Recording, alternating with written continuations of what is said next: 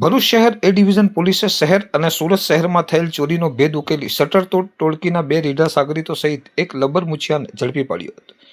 ભરૂચ શહેર એ division police મથકનો staff પેટ્રોલિંગમાં હતો। તે દરમિયાન બાતમીદારથી બાતમી મળી હતી કે ગત તારીખ 19મી જૂનના રોજ રાત્રે નંદેલાવ રોડ ઉપર સુકન રેસિડેન્સીમાં ગ્રાઉન્ડ ફ્લોર પર આવેલ 1 થી 3 દુકાનોને નિશાન બનાવી મહાદેવ પ્રોવિઝન સ્ટોર નામની દુકાનનું શટર તોડી ચોરીની ઘટનાને અંજામ આપનાર ઇસમો નંદેલાવ રોડ ઉપર ફરે છે। જે બાતમીના આધારે પોલીસે વોચ ગોઠવી હતી અને બાતમીવાળા ઇસમો આવતા પોલીસે તેઓને અટકાવી પૂછપરછ કરતા તેઓએ મહાદેવ પ્રોવિઝન સ્ટોરમાં ચોરી કરી હોવાની કબૂલાત કરી હતી। પોલીસે 13,000નો મુદ્દામાલ કબજે કર્યો હતો અને સુરતના કતારગામના રઘુવીર એપાર્ટમેન્ટમાં રહેતો ડેનિસ ઉર્ફે ડેનિયો ભૂપત ધોધારી તેમજ પ્રવીણ નારાયણ નાગર અને એક લબર મુછિયાને ઝડપી પાડ્યો હતો। ઝડપાયેલા રીઢા ગુનેગારો અલગ અલગ જિલ્લામાં ગેસ્ટ હાઉસમાં રોકાણ કરી દિવસ દરમિયાન રેકી કરી રાત્રે બંધ દુકાનના શટર તોડી ચોરીની ઘટનાને અંજામ આપતા હોવાની વૃત્તિ ધરાવે છે।